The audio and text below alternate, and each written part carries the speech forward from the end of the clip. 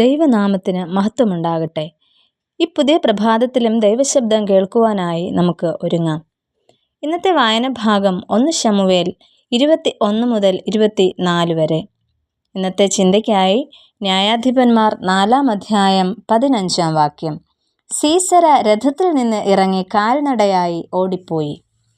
കനാന്യ രാജാവായ യാബീൻ്റെ സൈന്യത്തലവൻ ആയിരുന്നു സീസര. 1 ശമൂവേൽ 12:9 നിന്നും രാജാവായ യാബീൻ ഹാസോർ എന്ന രാജ്യത്തിൻ്റെ രാജാവായിരുന്നു എന്ന് മനസ്സിലാക്കാം. 40 വർഷത്തെ മരുഭൂ പ്രയാണത്തിനു ശേഷം ഇസ്രായേൽ ജനങ്ങൾ വാഗ്ദത്ത നാട്ടിൽ പ്രവേശിച്ചു. അങ്ങനെ അവിടെ സ്ഥിരതാമസമാക്കിയ ഇസ്രായേൽ ജനത അന്യജാതിക്കാരുമായി ഇടകലർന്ന് അവരുടെ ജീവിത രീതികൾ പഠിക്കുകയും പതിയെ വിഗ്രഹാരാധനയിലേക്ക് വഴുതി വീഴുകയും ചെയ്യുന്നു. തുടർന്ന് കനാൻ ദേശത്തിനുള്ളിൽ പല ഭാഗത്തായി അന്യജാതിക്കാർ അന്ന് പാർത്തിരുന്നു. എന്നാൽ അവരെ പൂർണ്ണമായി നീക്കിക്കളയാതെ അവിടെവിടെയായി അവരെ ശേഷിപ്പിക്കുന്നു. ഇത് പിൽക്കാലത്ത് ഇസ്രായേൽ ജനതയ്ക്ക് ദോഷമായിട്ട് ഭവിച്ചു. ന്യായാധിപന്മാർ 2-ാം അധ്യായം 11 മുതലുള്ള വാക്യങ്ങളിൽ അത് നമുക്ക് കാണുവാനായിട്ട് സാധിക്കും. ഇങ്ങനെ വിഗ്രഹാരാധനയും അന്യജാതിക്കാരുമായി ഇടകലർന്ന അധാർമികമായി ജീവിതം നയിച്ചതിൻ്റെ ഫലമായിട്ടാണ് ദൈവം ഇസ്രായേല്യരെ പീഡനത്തിന് ഏൽപ്പിക്കുന്നത്. ഇങ്ങനെ മേൽപ്പറഞ്ഞ കനാന്യ രാജാവായ യാബീൻ ഇസ്രായേല്യരെ 20 സംവത്സരം കഠിനമായി പീഡനം ഏൽപ്പിക്കുന്നു. ഈ രാജാവിൻ്റെ സൈന്യത്തലവനാണ് ഇന്ന് നാം ചിന്തിക്കുന്ന സീസര. സീസരയുടെ ജീവിതത്തിൽ നിന്നും ഒന്നാമതായിട്ട് നമുക്ക് മനസ്സിലാക്കുവാനായിട്ട് സാധിക്കുന്നത് ശക്തി ബാഹുല്യം ദൈവസന്നിധിയിൽ നിസ്സാരമാണ് എന്നാണ്. ശക്തി ബാഹുല്യവും ഇരുമ്പ് രഥങ്ങളും പടജനങ്ങളും അങ്ങനെ സൈന്യബലം ഉള്ള വ്യക്തിയായിരുന്നു സേനാപതിയായ സീസര. സീസര തൻ്റെ 900 ഇരുമ്പ് രഥവുമായി തൻ്റെ എല്ലാ പടജനത്തെയും ജാതികളുടെ ഹരോഷ്യത്തിൽ നിന്ന് കീശോൻ തോട്ടിനരികെ വിളിച്ചുകൂട്ടി എന്ന വേദപുസ്തകത്തിൽ നിന്ന് നമ്മൾ വായിക്കുന്നു.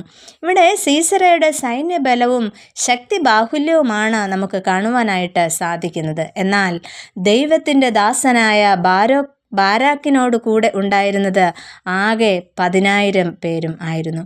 എന്നാൽ യഹോവ സീസരയെയും അവൻ്റെ സകല രഥങ്ങളെയും സൈന്യത്തെയും ബാരാക്കിൻ്റെ മുമ്പിൽ വാളിൻ്റെ വായ്ത്തലയാൽ തോൽപ്പിച്ചു എന്ന് നമുക്ക് കാണുവാനായിട്ട് സാധിക്കുന്നു.